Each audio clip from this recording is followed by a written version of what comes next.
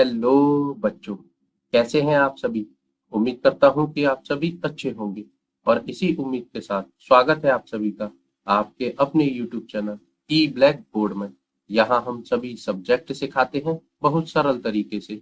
तो देर न करते हुए चलिए वीडियो को शुरू करते हैं। बच्चों, इस वीडियो में हम कक्षा 9 की गणित विषय की प्रश्नावली 1.2 करेंगे और बच्चों वह भी नए सिलेबस के अनुसार, क्योंकि आप जानते हैं आपके गणित का सिलेबस बदल चुका है। ठीक है ना, तो चलिए शुरू करते हैं। बच्चों, इस प्रश्नावली को शुरू करने से पहले इसका छोटा सा बेसिक कॉन्सेप्ट है, आपके लिए पहले उसे सीखना बहुत जरूरी है। पहले हम इसका बेसिक सीखेंगे, फिर अपने सवालों को करेंगे। ठीक है, तो चलिए शुरू करते हैं। देखिए बच्चों, इस प्रश्नावली में आपको बहुत ज्यादा कुछ नहीं सीखना, एक दो चीजें सीखनी है। यदि आप उनको सीख गए ना, तो आप इस एक्सरसाइज को बहुत आसानी से सीख जाएंगे। सबसे पहले बात करते हैं बच्चों, वास्तविक संख्याएं। देखिए, वास्तविक संख्याओं को दो भागों में बांटा जाता है। एक होती है परमेय संख्याएं और दूसरी होती है अपरमेय संख्याएं। ठीक है ना, अब हम इनकी एक एक करके चर्चा करते हैं। सबसे पहले बात करते हैं बच्चों, परमेय संख्याएं किसे कहते हैं। देखिए, परमेय संख्याएं वे संख्याएं होती हैं जिन्हें हम p/q के रूप में लिख सकते हैं। p/q मतलब अंश और हर के रूप में। यदि हम जिस संख्या को अंश और हर के रूप में लिख सकते हैं, वह हमारी परमेय संख्या होती है। ठीक है, जैसे आप कुछ भी लिख सकते हैं, 2/3, 4/5, ये हमारी परमेय संख्याएं होती हैं। अब जरूरी नहीं है यह धनात्मक हो। यदि हम इसके साथ ऋण का निशान यानी कि माइनस का चिन्ह लगा देते हैं, तो यह ऋणात्मक भी हो जाएंगी। अब ऋण का निशान चाहे तो हम अंश में लगा सकते हैं और चाहे हम हर में भी लगा सकते हैं। ठीक है, तो आप परमेय संख्याओं को कुछ हद तक सीख चुके हैं। अच्छा, परमेय संख्याओं की एक शर्त होती है बच्चों, जो हमारा क्यू होता है, मतलब जो हमारा हर होता है, वह कभी भी हमारा जीरो नहीं हो सकता। ठीक है, समझ में आई। जैसे हम 2/0 नहीं लिख सकते, ये हमारी परमेय संख्या नहीं होगी। ठीक है, अच्छा, q बराबर 0 नहीं हो सकता, लेकिन आप p बराबर यानी कि अंश बराबर 0 लिख सकते हैं। जैसे यदि मैं इसी को थोड़ा उल्टा कर दूं, 0/2, तो ये हमारी परमेय संख्या कहलाएगी। ठीक है, समझ में आई इतनी सी बात। चलिए, मुझे पता है आप समझ चुके होंगे। देखिए बच्चों, परमेय संख्याओं के अंतर्गत ही प्राकृत संख्याएं, पूर्ण संख्याएं और पूर्णांक संख्याएं भी आती हैं। ठीक है ना, अब प्राकृत संख्याएं, पूर्ण और पूर्णांक को हम अपनी पिछली वीडियो में प्रश्नावली 1.1 में बहुत अच्छे से आपको सिखा चुके हैं। यदि आपने अब तक वह वीडियो नहीं देखी, तो नीचे डिस्क्रिप्शन में उसका लिंक दिया है, वहां जाकर उस वीडियो को देख सकते हैं। ठीक है ना, लेकिन इस वीडियो में भी इन संख्याओं को मैं बहुत अच्छे से सिखाऊंगा। सबसे पहले बात करते हैं बच्चों, प्राकृत संख्याएं किसे कहते हैं। देखिए, आप गिनतियों को तो जानते हैं ना, गिनतियां कहाँ से शुरू होती हैं, 1 से। ठीक है, 1, 2, 3, 4 और इस प्रकार अनंत तक। अनंत से मतलब वही 1000, 10,000, 20,000, लाख, करोड़, जितनी भी आप संख्याएं जानते हैं, वह सभी संख्याएं आपकी प्राकृत संख्याओं के अंतर्गत आती हैं। ठीक है, यानी कि आप प्राकृत संख्याओं को सीख चुके हैं। कहाँ से शुरू होती हैं, 1 से शुरू होती हैं और अनंत तक जाती हैं। जितनी भी हम संख्याएं जानते हैं, वह सभी हमारी प्राकृत संख्याएं कहलाती हैं। ठीक है, चलिए अब बात करते हैं पूर्ण संख्याएं। देखिए बच्चों, पूर्ण संख्याओं में सभी तो प्राकृत संख्याएं आती हैं, मतलब 1 से शुरू होकर अनंत तक की सभी संख्याएं आती हैं। बस इसमें क्या बढ़ जाता है, हमारा शून्य यानी कि 0। प्राकृत संख्याओं के साथ साथ यदि हम उसमें 0 शामिल कर देते हैं, तो वह हमारी पूर्ण संख्याएं बन जाती हैं। ठीक है, प्राकृत संख्याएं 1 से शुरू होती हैं और अनंत तक जाती हैं। पूर्ण संख्याएं 0 से शुरू होकर अनंत तक जाती हैं। ठीक है, आप पूर्ण संख्याओं को भी सीख चुके हैं। चलिए अब बात करते हैं बच्चों पूर्णांक। देखिए, पूर्णांक में 0 से लेकर अनंत तक की तो सभी संख्याएं आती ही आती हैं। ठीक है, यानी कि सभी धनात्मक संख्याएं। उसके साथ साथ -1, -2, -3 और इस प्रकार अनंत तक माइनस की सभी संख्याएं भी पूर्णांक के अंतर्गत आती हैं। यानी कि कुल मिलाकर यदि देखा जाए, तो सभी धनात्मक संख्याएं और सभी ऋणात्मक संख्याएं जहां शामिल कर ली जाती हैं, उसे कहते हैं पूर्णांक। ठीक है बच्चों। अब बच्चों आपके मन में एक प्रश्न आ रहा होगा कि परमेय संख्याएं तो अंश और हर के रूप में लिखी जाती हैं, तो क्या प्राकृत संख्याओं को भी अंश और हर के रूप में लिखा जा सकता है? आप इसमें से कोई सी भी एक प्राकृत संख्या उठा लीजिए, जैसे ये उठाते हैं हम 3। अब क्या यह परमीय संख्या है? देखिए, हम यह जानते हैं कि किसी भी संख्या के बटे में यदि कुछ नहीं होता, मतलब हर में कुछ नहीं होता, तो वहां हम 1 लगा सकते हैं।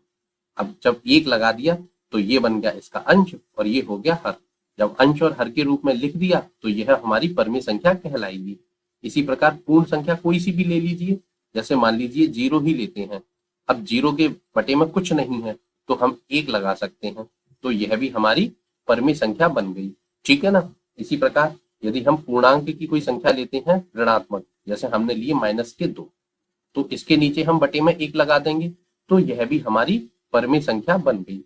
ठीक है ना। यानी कि बच्चों आप परमेय संख्याओं के कॉन्सेप्ट को बहुत अच्छे से सीख चुके हैं। ठीक है ना। चलिए अब बात करते हैं अपने अगले टॉपिक, यानी कि अपरमेय संख्याएं। वे संख्याएं जिन्हें p/q के रूप में नहीं लिखा जा सकता, उन्हें हम क्या कहते हैं? अपरमेय संख्या। देखिए बच्चों, अभी तक तो आपने यह सीखा कि किसी भी संख्या को उठाइए और उसके बटे में यदि कुछ नहीं होता तो हम 1 लगा सकते हैं और उसे हम परमेय संख्या बना सकते हैं। ठीक है ना। तो अब ऐसी कौन सी संख्या है जिन्हें हम p/q के रूप में नहीं लिख सकते, यानी कि अंश और हर के रूप में नहीं लिख सकते? ऐसी कौन सी संख्या होती हैं वह संख्या जिसका हम पूर्ण रूप से वर्गमूल नहीं निकाल सकते। ठीक है, फिर से रिपीट कर रहा हूं, वह संख्या जिसका हम पूर्ण रूप से वर्गमूल नहीं निकाल सकते, वह हमारी अपरमेय संख्या कहलाती है। ऐसे कौन सी संख्या होती है, चलिए बात करते हैं। देखिए, जैसे कि √2, मतलब 2 का यदि बच्चों हम वर्गमूल करते हैं तो हमें क्या प्राप्त होगा?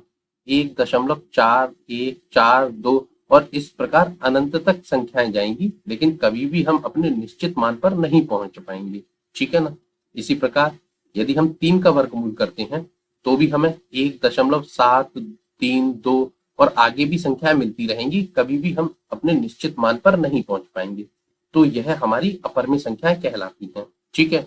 अब जैसे पाई की बात करते हैं, तो पाई का मान बच्चों होता है 3.142, और आगे भी बहुत संख्याएं होती हैं। ठीक है, इसका भी हम निश्चित मान नहीं निकाल सकते। अब आपके मन में एक प्रश्न आ रहा होगा कि सर आप पाई को तो अपरमेय संख्या बता रहे हैं, जबकि पाई का मान तो होता है 22/7। ठीक है ना, यही होता है। हाँ, लेकिन बच्चों यह इसका निश्चित मान नहीं होता, यह इसका लगभग मान होता है।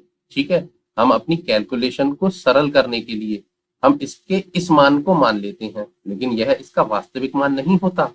वास्तविक मान तो इसका होता है यह 3.142 और आगे भी संख्याएं।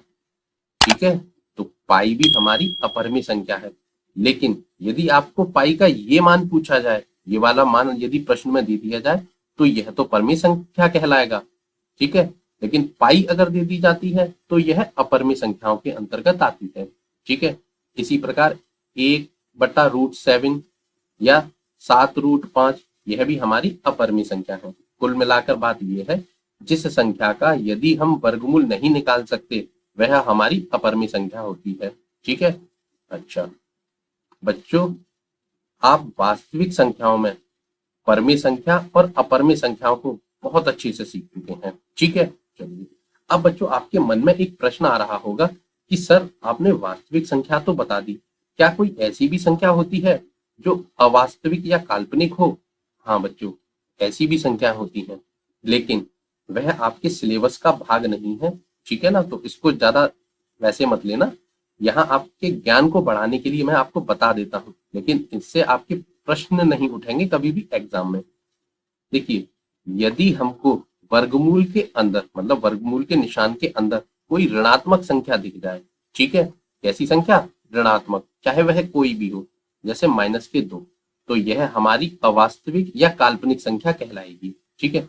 अब जरूरी नहीं है वो -2 हो, वह -5 भी हो सकते हैं, -20 भी हो सकते हैं। माइनस की कोई सी भी संख्या यदि हमको वर्गमूल के निशान के अंदर दिखती है तो वह हमारी अवास्तविक या काल्पनिक संख्या कहलाएगी।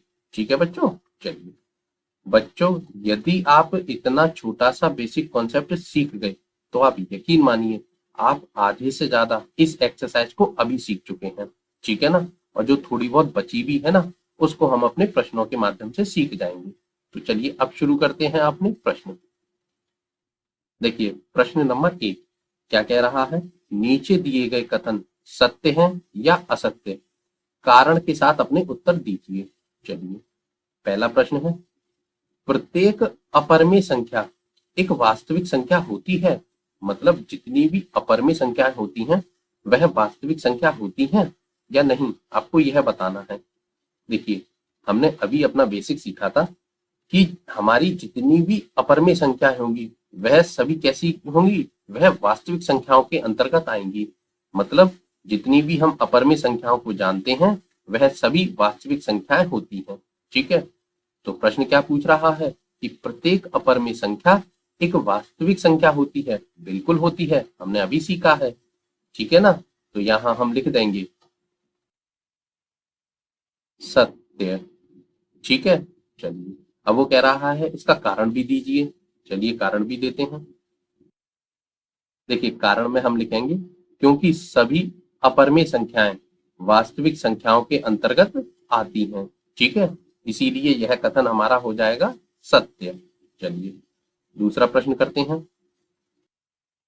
देखिए दूसरा क्या है, संख्या रेखा का प्रत्येक बिंदु रूट एम यानी कि वर्गमूल एम के रूप में होता है, जहां एम एक प्राकृत संख्या होती है।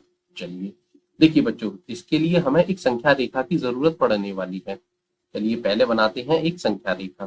ठीक है, वो कह रहा है कि संख्या रेखा का प्रत्येक बिंदु रूट एम के रूप में होता है। मतलब जो संख्या रेखा का प्रत्येक बिंदु होता है ना, उसका हम वर्गमूल निकाल सकते हैं। एक पॉइंट तो ये कह रहा है। अच्छा, क्या आप संख्या रेखा के प्रत्येक बिंदु का जो पॉइंट होते हैं ना उनका वर्गमूल निकाल सकते हैं? नहीं निकाल सकते। ठीक है, चलिए। और दूसरा पॉइंट कह रहा है कि जहां m एक प्राकृत संख्या है। अच्छा देखिए, आप जानते हैं अभी हमने आपको सिखाया था कि प्राकृत संख्याएं कहां से शुरू होती हैं? एक से, एक, दो, तीन और इस प्रकार अनंत तक। ठीक है, और संख्या रेखा कैसी होती है बच्चों? देखिए जीरो के दाईं ओर सभी धनात्मक संख्याएं होती हैं और जीरो के बाईं ओर सभी ऋणात्मक संख्याएं होती हैं संख्या रेखा पर। और जबकि प्रश्न कह रहा है कि m एक प्राकृत संख्या है, मतलब संख्या रेखा पर केवल और केवल धनात्मक संख्याएं होती हैं। क्या ऐसा संभव है? नहीं। इसलिए यह कथन कैसा हो जाएगा? असत्य। ठीक है, लिख दीजिए यहां असत्य। ठीक है, चलिए अब वो कह रहा है अपना कारण भी दीजिए। ठीक है, कारण भी लिखते हैं। देखिए कारण में लिखेंगे हम क्योंकि संख्या रेखा पर ऋणात्मक व धनात्मक दोनों संख्याएं होती हैं, परंतु प्रत्येक बिंदु पर एक वर्गमूल संख्या नहीं हो सकती। ठीक है ना? समझ में आया? प्रश्न आ गया होगा, मुझे पता है। चलिए अगले प्रश्न पर चलते हैं। तीसरा करते हैं कि प्रत्येक वास्तविक संख्या एक अपरिमेय संख्या होती है। अच्छा देखिए बच्चों, हमने अभी सीखा था कि वास्तविक संख्याओं के अंतर्गत अपरिमेय संख्याएं भी आती हैं और परिमेय संख्याएं भी आती हैं, यानी कि दोनों संख्याएं वास्तविक संख्या के अंतर्गत आती हैं। ठीक है, और प्रश्न हमसे कह रहा है कि प्रत्येक वास्तविक संख्या एक अपरिमेय संख्या होती है। मतलब सिर्फ अपरिमेय होती है ऐसा तो नहीं है, वास्तविक संख्याएं परिमेय भी होती हैं और अपरिमेय भी होती हैं। तो यह कथन कैसा हो जाएगा? असत्य। ठीक है, लिख दीजिए इसे भी सत्य। ठीक है, कारण भी बोल रहा है कि कारण के साथ अपना उत्तर दीजिए। चलिए उसे भी लिखते हैं। कारण में हम लिखेंगे क्योंकि वास्तविक संख्याओं के अंतर्गत परमेय व अपरमेय दोनों प्रकार की संख्याएं आती हैं, इसलिए यह कथन हमारा असत्य हो जाएगा। ठीक है ना? चलिए बच्चों, सवाल तो समझ में आ रहे हैं और वीडियो पसंद आ रही है? यदि वीडियो पसंद आ रही है तो प्लीज इस वीडियो को लाइक कर दीजिए और चैनल को सब्सक्राइब करना बिल्कुल मत भूलिए। पता है मैं ऐसा क्यों बोल रहा हूँ? यदि आप चैनल को सब्सक्राइब कर लेंगे तो मैं जब भी कोई नई वीडियो बनाऊंगा, रोज ही बनाता रहता हूँ, तो उसका नोटिफिकेशन सबसे पहले आपके पास पहुंचेगा और आप उस वीडियो को सबसे पहले देखकर अपना मैथ अच्छा कर पाएंगे। और ना सिर्फ मैथ, एक बात और आपकी जानकारी के लिए बता दूं, अभी तो आप क्लास 9th में हैं। जैसे जैसे आपकी क्लासेस बढ़ती जाएंगी, वैसे वैसे इसी चैनल ई ब्लैक बोर्ड चैनल पर आपको कक्षा 12 तक के सभी सब्जेक्ट मिलने वाले हैं, वो भी फ्री ऑफ कॉस्ट। कोई पैसा नहीं लेंगे हम आपसे। अब एक बात और आप जानते होंगे कि वीडियो बनाने में मेहनत तो लगती है। अब इतनी मेहनत हम आपके लिए कर रहे हैं, तो छोटी सी मेहनत आप भी हमारे लिए कर लीजिए। ज्यादा बड़ा काम नहीं है। आपके वीडियो के नीचे जो लाल कलर का सब्सक्राइब का बटन है, उसे दबा दीजिए और उसके बगल में जो घंटी का निशान है, उसे दबाकर ऑल पर क्लिक कर दीजिए। जैसे ही आप इतना छोटा सा काम करेंगे, आप हमारी फैमिली यानी कि ई ब्लैक बोर्ड चैनल की फैमिली से जुड़ जाएंगे। फिर आपके सारे सब्जेक्ट अच्छे होते चले जाएंगे। ठीक है ना? अच्छा बच्चों, एक बात और बता दूं, देखिए मैथ तो हम पढ़ा ही रहे हैं, आप हमारे ही चैनल पर अपनी 9th क्लास की साइंस को भी पढ़ सकते हैं। ठीक है ना? मैडम ने बहुत अच्छे से पढ़ाया है। कहाँ मिलेंगी वह वीडियो? आप हमारे नाम से यूट्यूब पर सर्च कर लीजिए, शायद मिल जाए। ये भी हो सकता है ना मिले। क्यों? क्योंकि हमारा चैनल नया है, तो यूट्यूब हमारी वीडियो को सबसे आगे नहीं दिखाता। तो फिर कहाँ ढूंढेंगे? आप चैनल के पेज पर जाकर वीडियो को देख सकते हैं, या चैनल की जो प्लेलिस्ट होती है, वहां से भी आप अपनी साइंस को देखकर बहुत अच्छे से अपनी साइंस को बहुत अच्छा कर सकते हैं। ठीक है ना? तो चलिए चलते हैं अगले प्रश्न पर। प्रश्न नंबर 2, क्या सभी धनात्मक पूर्णांकों के वर्गमूल अपरमेय होते हैं? अच्छा, यदि नहीं, तो एक ऐसी संख्या के वर्गमूल का उदाहरण दीजिए जो एक परमेय संख्या है। देखिए बच्चों, हमें नहीं पता कि जितनी भी धनात्मक पूर्णांक होते हैं उनके वर्गमूल परमेय होते हैं या अपरमेय, लेकिन हम एक काम करते हैं ना, वर्गमूल निकाल कर ही देख लेते हैं, तो हमें हमारा जवाब मिल जाएगा। जैसे हम यदि देखिए, एक का तो वर्गमूल निकाल ही नहीं सकते, दो का निकालने की कोशिश करते हैं। यदि हम दो का वर्गमूल करते हैं बच्चों, तो हमें क्या मिलेगा? हमें मिलेगा 1.4142, और इस प्रकार अनंत तक चले जाएंगे, लेकिन कभी भी हम अपने निश्चित मान पर नहीं पहुंचेंगे। ठीक है? चलिए, यानी कि यह तो हमारी एक अपरमेय संख्या होगी √2। यदि √3 यानी कि हम 3 का वर्गमूल करते हैं, तो हमें क्या मिलेगा? 1.732, और अनंत तक चले जाएंगे, लेकिन कभी भी अपने निश्चित मान पर नहीं पहुंचेंगे। ठीक है ना? तो यानी कि 3 भी हमारा कैसा संख्या हुई?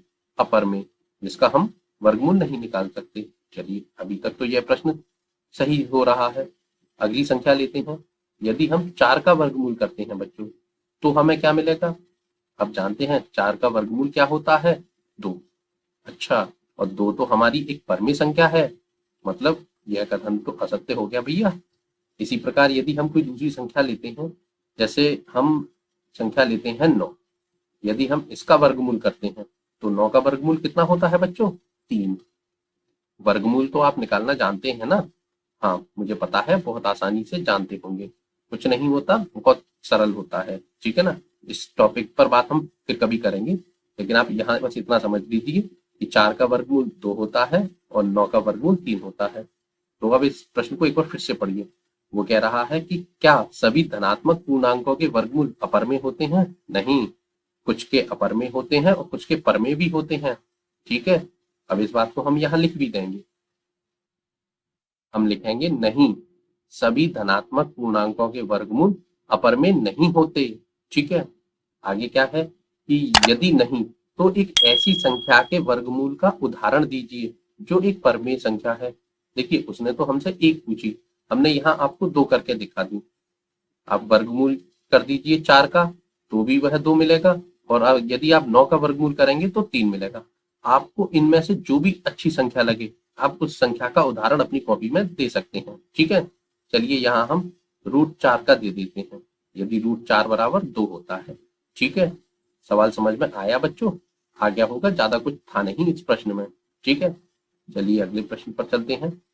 प्रश्न नंबर 3, दिखाइए कि संख्या रेखा पर √5 को किस प्रकार निरूपित किया जा सकता है? अच्छा, मतलब एक संख्या रेखा बनानी है आपको, और उस पर √5 यानी कि वर्गमूल 5 दिखाने हैं। कैसे दिखाएंगे? देखिए बच्चों, इस √5 को दिखाने के लिए आपको पहले तो एक संख्या रेखा बनानी पड़ेगी, और उससे भी पहले आपको पाइथागोरस प्रमेय जानते हैं? वही कौन सी? कर्ण का वर्ग बराबर आधार का वर्ग प्लस लंब का वर्ग। हाँ, उस सूत्र की जरूरत आपको पड़ने वाली है यहाँ पर, ठीक है ना। क्यों? वो हम आगे सीख जाएंगे कि क्यों पड़ने वाली है। देखिए, कर्ण का वर्ग होता है आधार का वर्ग प्लस लंब का वर्ग, ठीक है। तो जो हमारा √5 है, इसे तो हम मानेंगे अपना कर्ण, ठीक है। अब √5 मान लिया कर्ण, तो आपको आधार और लंब पर एक एक ऐसी संख्याएं सोचनी है जिनका यदि हम वर्ग करते हैं और उनको जोड़ते हैं तो हमें 5 मिल जाए। अब बताइए ऐसी कौन सी दो संख्या है जिनका हम वर्ग करें और 5 हो जाए उनका योगफल? हाँ, आप आधार की जगह 2 ले सकते हैं। यदि हम 2 का वर्ग करेंगे तो 2 दूनी 4 हो जाएगा, ठीक है। और लंब की जगह हम ले सकते हैं 1। 1 का वर्ग करेंगे तो 1 हो जाएगा, तो 4 और 1 5 हो जाएंगे, हमारा कर्ण हो जाएगा बनकर तैयार, ठीक है ना। चलिए देते हैं। देखिए, कर्ण की जगह तो हम लिखेंगे कर्ण, कर्ण का वर्ग बराबर आधार की जगह हमने क्या बताया आपको, आप लीजिए 2 और लंब की जगह 1, ठीक है। सेंटीमीटर में ले लीजिए और 1 सेंटीमीटर, ठीक है। तो आधार हमारा हो जाएगा 2, तो 2 का वर्ग प्लस लंब की जगह हमने क्या माना है 1, तो 1 का वर्ग कर दीजिए, ठीक है। इधर रहेगा कर्ण का वर्ग बराबर 2 का वर्ग करेंगे 2 दूनी 4 होते हैं, ठीक है, प्लस 1 का वर्ग तो 1 हो जाएगा, ठीक है। अच्छा, इधर रहेगा कर्ण का वर्ग बराबर 4 और 1 जोड़ दीजिए, 4 और 1 होते हैं बच्चों 5, ठीक है। अब देखिए, अब आपको करना क्या है, ये जो वर्ग का निशान है इसका पक्षांतर कर देना है, ठीक है। यदि आप वर्ग के निशान का पक्षांतर करेंगे तो वर्ग का निशान जब दूसरी तरफ जाता है तो वह वर्गमूल का निशान बन जाता है, ठीक है ना। तो यहाँ बचेगा हमारा कर्ण, ठीक है। और जब वर्ग के निशान का पक्षांतर होगा तो वह 5 के ऊपर वर्गमूल का निशान बन जाएगा, ठीक है। तो यहाँ हमने कर्ण बराबर √5 निकाल दिया, ठीक है। तो ये हमारा कर्ण क्या होगा, √5 सेंटीमीटर, ठीक है। ये डिजिट हमने अपने आप दे दी है पैमाना। चलिए, आपने कर्ण बराबर √5 निकाल दिया। देखिए बच्चों, ये क्या है हमारा, एक समकोण त्रिभुज, नाम भी दे सकते हैं आप इसे ए बी और सी, ठीक है। हमने अपना समकोण त्रिभुज बनाकर तैयार कर लिया और उसकी सभी भुजाएं भी पता कर ली। अब इन्हीं भुजाओं के आधार पर हम संख्या रेखा पर इसको √5 को निरूपित करेंगे। चलिए, अब हम बनाते हैं एक संख्या रेखा, ठीक है। देखिए, संख्या रेखा तो आप बनाना ही जानते हैं बच्चों। अब आपको करना क्या है, जब आप इस संख्या रेखा को कॉपी पर बनाएंगे तो ये जो 0 से 1 और 1 से 2, 2 से 3, ये जो खाने बने हैं ना, बॉक्स बने हैं, इनकी दूरी 1-1 सेंटीमीटर लीजिएगा, ठीक है ना। क्यों? वो आपको आगे पता चलेगी जब आप इनको 1-1 सेंटीमीटर की ले लेंगे, ठीक है। तो हमारा जो आधार कितना था बच्चों, इसे यहाँ लिख दीजिए। ये आधार है हमारा 2 सेंटीमीटर। तो देखिए, 0 से और 2 सेंटीमीटर तक यहाँ एक, देखिए ये 0 से 1 सेंटीमीटर हो गया और 2 हो गए 2 सेंटीमीटर तक, ठीक है। तो आप एक काम कीजिए, 0 से यहाँ तक 2 सेंटीमीटर का खींच लीजिए आधार, ठीक है। ये हमने बना लिया अपना आधार, ठीक है। कितना है, 2 सेंटीमीटर, 2 सेंटीमीटर हो गया आधार, ठीक है। अब क्या करेंगे, अब हमें बनाना है लंब। लंब कैसे बना सकते हैं आप, अब आपको जरूरत पड़ने वाली है चांदा की, ठीक है। चलिए लाते हैं चांदा। देखिए बच्चों, चांदा लेकर चांदा को इस तरीके से इस संख्या रेखा पर रख दीजिए, ठीक है। और जहां ये इसका 2 पॉइंट है, मतलब 2 नंबर है ना, 2 सेंटीमीटर की दूरी है, वहां रख कर और 90 डिग्री का ये जो निशान होता है ना, यहाँ पर लगा दीजिए एक बिंदु, ठीक है, क्योंकि हमें एक लंब बनाना है। अब चांदा का काम खत्म, इसे हटा दीजिए और अब लीजिए एक फुटा, और फुटा की सहायता से इस बिंदु को और अपने 2 वाली सेंटीमीटर वाले बिंदु को, इनको मिलाती हुई एक रेखा खींचिए। और कितनी, 1 सेंटीमीटर, क्योंकि लंब हमारा 1 सेंटीमीटर का है। तो यहां से यहां तक एक खींचिए 1 सेंटीमीटर का लंब, ठीक है। यहाँ कोई नाम दे दीजिए, जैसे इसे दिया हमने ए, ए बी और इसे दे दीजिए सी। ठीक है, अब ए और सी को मिलाती हुई एक रेखा खींच दीजिए। ये हमने खींच दी। तो बच्चों देखिए, ये हमारा आधार हो गया 2 सेंटीमीटर का, लंब हो गया 1 सेंटीमीटर का, और ये जो कर्ण था, कर्ण हमने कितना निकाला है, √5। तो ये रूट हो गया 5 हमारा कर्ण। ठीक है, अब हमने √5 कर्ण के रूप में तो बना दिया, लेकिन अभी यह संख्या रेखा पर निरूपित नहीं हुआ है, उसे भी करना है। उसे करने के लिए हमें जरूरत पड़ने वाली है प्रकाल और पेंसिल की। चलिए उसे भी लेते हैं। देखिए बच्चों, आप जानते हैं मैं आपको एक ऐसी डिवाइस के माध्यम से पढ़ाता हूँ जहाँ पेन पेंसिल प्रकार कुछ भी नहीं चल सकती। ठीक है ना, इसीलिए मैं आपको इस तरीके से कराकर दिखा रहा हूँ। सवाल तो आपको समझ में आ रहे होंगे, जैसे आप कॉपी पे बनाते हैं वैसे ही मैं यहाँ बना रहा हूँ। हो सकता है यहाँ चित्र थोड़ा सा टेढ़ा मेढ़ा आपको लग रहा हो, लेकिन आप समझने की कोशिश कीजिए, मैं आपको सिर्फ सिखा रहा हूँ। जब आप इसे कॉपी पे बनाएंगे तो यह बहुत सुंदर और सीधा बनेगा। ठीक है ना, चलिए देखिए अब करना क्या है। जो प्रकाल का ये वाला पॉइंट होता है, ठीक है ना, इसको तो रखेंगे आप बिंदु ए पर, मतलब यहाँ पर।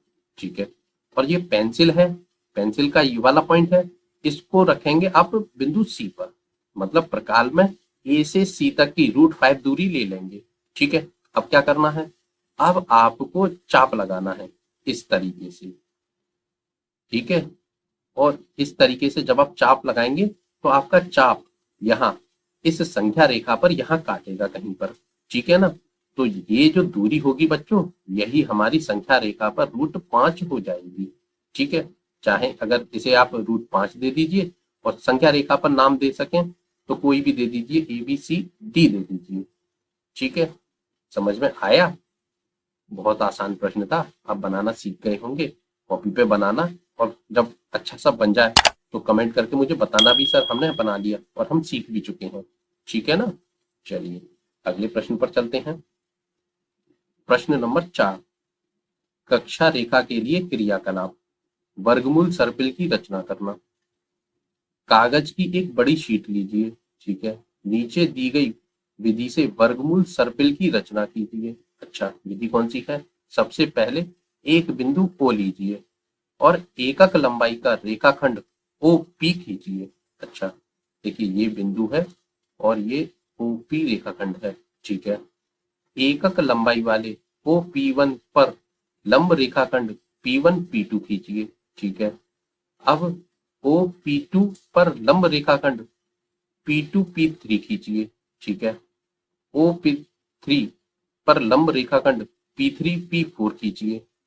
इस प्रक्रिया को जारी रखते हुए OPN-1 पर एकक लंबाई वाला लंब रेखाखंड खींचकर आप रेखाखंड PN-1 PN प्राप्त कर सकते हैं। ठीक है, इस प्रकार आप बिंदु O P1 P2 P3 PN प्राप्त कर लेंगे। ठीक है, और उन्हें मिलाकर √2 √3 √4 को दर्शाने वाला एक सुंदर सर्पिल प्राप्त कर लेंगे। सर में दर्द हो गया इतना बड़ा प्रश्न पढ़कर। पता नहीं कैसा प्रश्न है, मजाक कर रहा हूँ। बहुत आसान प्रश्न है, देखने में जरूर बड़ा लग रहा है, लेकिन आप यदि इसको एक बार सीख जाएंगे ना तो बहुत आसान प्रश्न है, ज्यादा कुछ है नहीं इस प्रश्न में। देखिए सबसे पहले वो क्या कह रहा है कि एक बिंदु O लीजिए। देखिए हमने यहाँ पर एक बिंदु ले लिया O।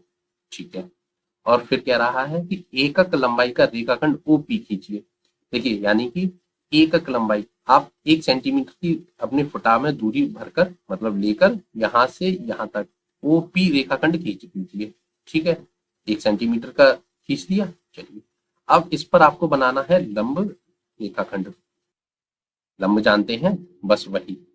अब यहाँ 1 सेंटीमीटर का लंब खींच लीजिए, 90 डिग्री का। लंब तो 90 डिग्री का ही होता है। चलिए ये भी 1 सेंटीमीटर का है बच्चों, और ये भी 1 सेंटीमीटर का। अब कुछ नहीं, इसको और इसे मिला दीजिए। यहाँ P था तो यहाँ नाम दे दीजिए P1।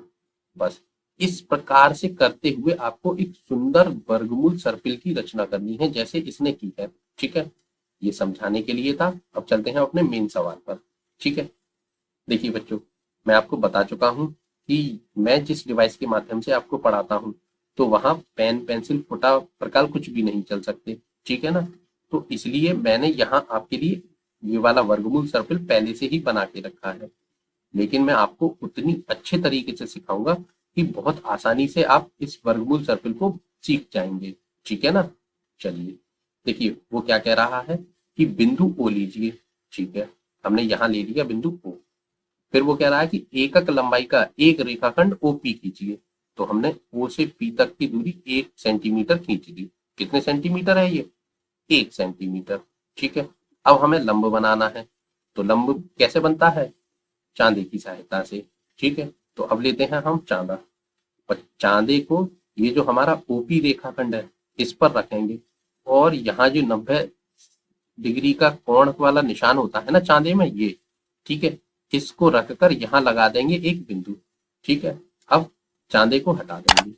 ठीक है, चांदा हटा दिया, और अब क्या करेंगे, ये जो हमारा बिंदु है इस बिंदु को और इस पी बिंदु को फुटा की सहायता से मिलाते हुए 1 सेंटीमीटर का लंब रेखाखंड खींच देंगे यहाँ। अब पूरा इस बिंदु तक मत खींच देना, ये तो ज्यादा होगा, बस हमें 1 सेंटीमीटर लेना है ये। ठीक है, केवल 1 सेंटीमीटर यहाँ से और यहाँ तक की दूरी 1 सेंटीमीटर लेनी है। और फिर क्या करना है, इस ओ को और इस बिंदु वाली रेखा के शीर्ष को मिलाती हुई एक रेखाखंड खींच देना है। ठीक है, और जहां ये मिले उन्हें नाम दे दीजिए। ये पी था तो ये हो जाएगा P1। अब बच्चों ये 1 सेंटीमीटर है और ये भी 1 सेंटीमीटर है, तो आपकी ये दूरी हो जाएगी अपने आप √2। ठीक है, समझ में आया? आ गया होगा, मुझे पता है। अब क्या करना है? अब कुछ नहीं करना बच्चों। अब ये जो चांदा है, अब आपको, अभी तो आपने रखा था ओ पी पर, अब आपको ओ P1 पर रखना है। ठीक है, चलिए रखते हैं उसे भी।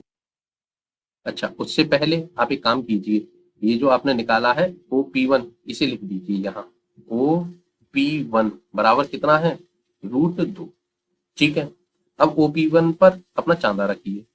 देखिए इस तरीके से OP1 ये है ना, इस पर हमने यहाँ चांदा रखा और इसका मुंह इधर कर दिया 90 डिग्री के कोण पर, अपने आप ही हो जाएगा। जब आप इस पर, इस रेखा पर रखेंगे ना OP1 पर, तो चांदा अपने आप यहाँ हो जाएगा। ठीक है, अब इस रेखा पर आपको 90 अंश का कोण बनाना है, तो फिर वही 90 डिग्री के जो पॉइंट होता है ना, वहां रखिए एक बिंदु। ठीक है, बिंदु रखने के बाद चांदे को हटा दीजिए। जब आप चांदे को हटा देंगे फिर फुटा लीजिए, और फुटा से इस बिंदु को और इस P1 को मिलाती हुई 1 सेंटीमीटर का लंब खींच दीजिए यहाँ से यहाँ तक। ठीक है, ये अपने आप 90 अंश का कोण बन जाएगा, क्योंकि 90 अंश की ही रेखा खींची है आपने। ठीक है, और अब क्या करना है, अब इस बिंदु को और इस O को फिर से मिलाती हुई एक रेखा खींच दीजिए ये। ठीक है, अब इसे नाम दे दीजिए, P1 था तो ये हो जाएगा आपका P2। जब ये रूट कितना था 2, तो बच्चों अब ये अपने आप हो जाएगा √3। ठीक है, ये कितना हो गया? √3। लिख दीजिए OP2 बराबर हो गया बच्चों √3 सेंटीमीटर। ठीक है ना, समझ में आया? देखिए ये 1 सेंटीमीटर ही खींचा है हमने। चलिए अब इतना कर लिया, अब क्या करना है, अब चांदे को हम रखेंगे OP2 पर। ठीक है, रखिए। देखिए हमने यहाँ रख दिया OP2 पर अपना चांदा। इस प्रकार ये जो जीरो और ये वाली रेखा होती है, चांदे का इस्तेमाल करना तो आप जानते होंगे। हाँ मुझे पता है, 9th क्लास में आ गए हैं तो चांदे का इस्तेमाल तो आप कर ही सकते हैं। ठीक है, अब ये रख दिया। अब फिर से आपको 90 अंश का कोण बनाना है, तो फिर वही एक बिंदु रखेंगे आप यहाँ। ठीक है, और चांदे को हटा देंगे। जब आप चांदे को हटाएंगे, इस बिंदु को और इस P2 को मिलाती हुई फिर से एक रेखा खींचेंगे 1 सेंटीमीटर की फुटा की सहायता से। ठीक है, खींच दिया, 90 अंश का कोण बन गया। ये है तो इसे नाम दे दीजिए P2 था तो P3। अब P3 और O को मिला दीजिए। ठीक है बच्चों, देखिए मैंने ये हाथ से बनाई है, टेढ़ी हो गई है, लेकिन आप फुटा से बनाएंगे तो बिल्कुल सीधी बनेगी। ठीक है ना। चलिए अब ये √3 था तो ये बच्चों अपने आप √4 हो जाएगा। ठीक है, ये इस तरीके से बढ़ते चले जाएंगे नंबर। तो जो हमारा OP3 है वो कितने का हो गया? ये √4 सेंटीमीटर का। ठीक है ना, अब चाहे तो √4 लिख लीजिए या 2 सेंटीमीटर भी लिख सकते हैं, क्योंकि √4 का वर्गमूल 2 सेंटीमीटर होता है। ठीक है ना। अब क्या करेंगे बच्चों? अब कुछ नहीं, अब चांदा अपना रखेंगे OP3 पर। ठीक है, चलिए उसे भी रखिए। देखिए अब हमने अपना चांदा OP3 पर रख दिया है। अब कुछ नहीं, फिर वही काम करना है, 90 अंश का कोण बनाना है। तो 90 अंश का कोण तो अब तो सीख चुके होंगे सवाल को करना। सबसे पहले बिंदु रखेंगे चांदे रखकर। अब चांदे का काम खत्म, चांदे को हटा दीजिए। तो देखिए इस बिंदु और P3 को मिलाती हुई एक रेखाखंड 1 सेंटीमीटर की खींच देंगे। ठीक है, 1 सेंटीमीटर की नाम दे देंगे इसे, जहां ये खत्म होगा P4। ठीक है, अब P4 और इसको O को मिला देंगे। ठीक है, ये कितना था P3, √4। तो ये बच्चों बन जाएगा अपने आप √5। कुछ नहीं करना, लिखते चले जाना, ये वाकई में √5 ही बनेगा। ठीक है ना, चलिए यहाँ तक समझ में तो आ रहा है बच्चों सवाल। चलिए इसे लिख दीजिए, ये जो है OP4 हमारा कितना हुआ, √5। ठीक है ना, चलिए देखिए बच्चों अब क्या करेंगे, अब कुछ नहीं, अब अपने चांदे को रखेंगे इस P4 और O वाले रेखा पर। ठीक है, तो फिर यहाँ 90 अंश का कोण बनाएंगे। 90 अंश का कोण अब तो सीख चुके होंगे, बस कुछ नहीं, बिंदु रखना है 90 अंश वाले बिंदु पर। ठीक है, चांदे को हटा देना है और अब क्या करना है, फुटा की सहायता से 1 सेंटीमीटर की दूरी वाला रेखाखंड खींच देना है। ये अपने आप 90 अंश का कोण बन जाएगा। ये कितनी दूरी है, 1 सेंटीमीटर। अब इस बिंदु को और इस O को मिला दीजिए यहाँ पर। ठीक है, नाम दे दीजिए, P4 था तो ये हो गया P5। ठीक है, तो ये हमारा OP5। ठीक है, कितना है ये, P4 था √5, तो ये हो जाएगा √6। ठीक है, तो P5 हो जाएगा OP5 √6 यानी कि √6। देखिए बच्चों इसी तरीके से आप इसको बनाएंगे। जब आप बनाएंगे ना तो ये बहुत अच्छा सुंदर सर्किल बन जाएगा वर्गमूल। कराने को तो मैं भी करा सकता हूँ यहाँ, लेकिन यदि मैं यहाँ पूरा बनाने की कोशिश करूंगा ना तो वीडियो बहुत लंबी हो जाएगी।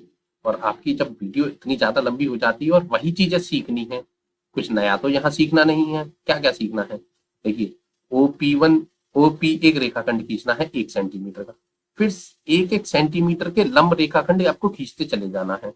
ये कभी भी नहीं बदलेंगे। ये 1 सेंटीमीटर, ये वाली रेखा 1 सेंटीमीटर, ये 1, ये 1, ये 1, ये 1-1 सेंटीमीटर के खींचते चले जाना है और इनकी जो है दूरी बढ़ती चली जाएगी। जब आप इसे बना लेंगे ना पूरा, देखिए यहाँ मैंने आपके लिए कॉपी पर बनाकर एक फोटो लगा रखा है, देखिए कितना अच्छा लग रहा है।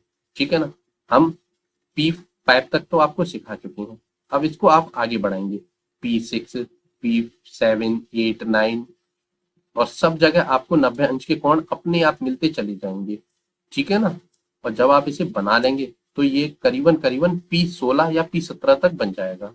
ठीक है, और जैसे ये है रूट कितना था, P5 हो गया था √6, तो ये √7 हो जाएगा, ये √8 हो जाएगा, √9, √10 और इस तरीके से ये आगे बढ़ते चले जाएंगे। नंबरिंग बढ़ानी है, कुछ नहीं करना, √11, √12, √13, √14, √15, √16, इस तरीके से आप बना लेंगे। ठीक है, जब आप बनाएंगे ना खुद देखना कितना सुंदर लगेगा। इसी तरीके से बनना है, ज्यादा कुछ है नहीं। कराने को करा देता लेकिन समय बहुत खराब होगा आपका। ठीक है ना, मुझे उम्मीद है आप इस सवाल को बहुत अच्छे से सीख चुके होंगे। अच्छा बच्चों, सवाल तो आपको समझ में आ रहे हैं और वीडियो पसंद आ रही है। यदि वीडियो पसंद आ रही है तो प्लीज इस वीडियो को लाइक कर दीजिए और चैनल को सब्सक्राइब करना बिल्कुल मत भूलिए। आपका ही फायदा है, कक्षा 12 तक के सभी सब्जेक्टों की ट्यूशन आपको तभी मिलेगी जब आप चैनल को सब्सक्राइब कर लेंगे। ठीक है ना, तो प्लीज कर दीजिए, चैनल सब्सक्राइब करने के पैसे नहीं लगते, फ्री में हो जाता है। जब आप चैनल फ्री में सब्सक्राइब कर लेंगे तो हम भी आपको सभी वीडियो फ्री में ही देते रहेंगे।